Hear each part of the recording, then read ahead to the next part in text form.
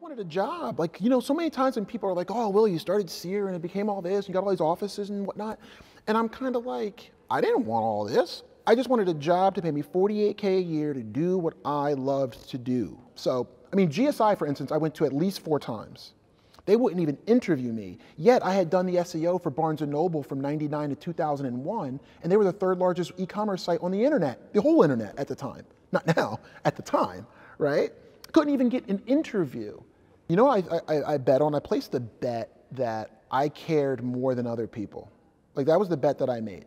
I bet that when you gave me your money, I cared more about getting you a return on that than anybody else who took it, right? And my belief was that if you felt that and I delivered for you, then you would just tell other people that, like, you would tell people that, right? And that's kind of how we grew and how we kind of started out. But like, for me, it's all about doing something that you absolutely love.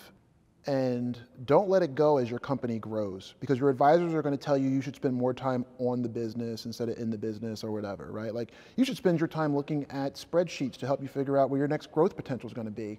And my recommendation to people would be, don't fall for that trap. Like, if I'm the guy that makes the shoes, but that makes me happier than looking at the bank account on how much money we make when we make the shoes, spend time making the shoes. Or someday you'll wake up and go, why am I even here anymore? I started the company because I loved something, and now I never get to do it anymore because I've taken the advice, which is common advice. You read the E-Myth and everyone's like, oh, it's like a staple book. But to me, it's all about scale and no heart. So for me, this is a heart business, and it's going to continue to be a heart business as long as my name's on the door. So for me, like, in my core at who I am happiest when I see other people growing.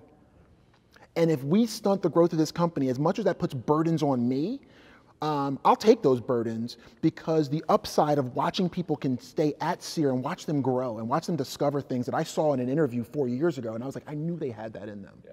That is so cool to be a part of their path while we're kind of together, and to be able to challenge them and put things in front of them that they're not even sure they can do. But then when they do it, you're like, I knew you could do that the whole time. There is something insanely rewarding about this company providing those opportunities. So like, I don't need to grow this business to maintain the lifestyle I have.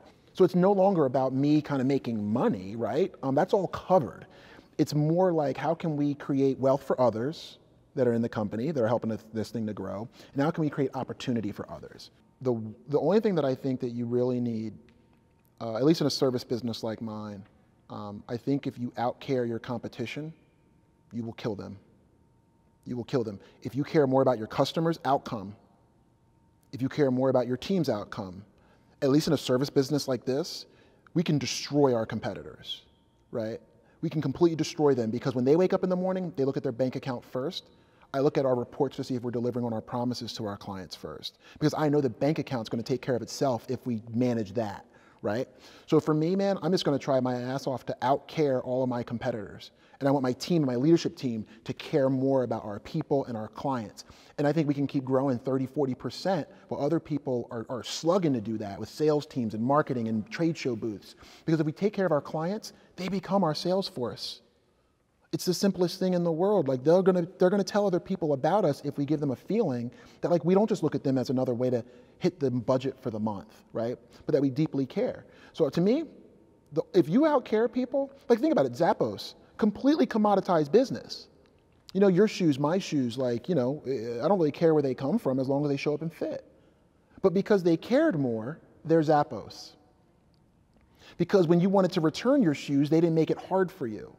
Because Tony Hsieh wants to do all kind of great things down in Las Vegas to revitalize it for more than just a casino, for a casino industry. He wants it to be a place that people can actually find jobs and thrive.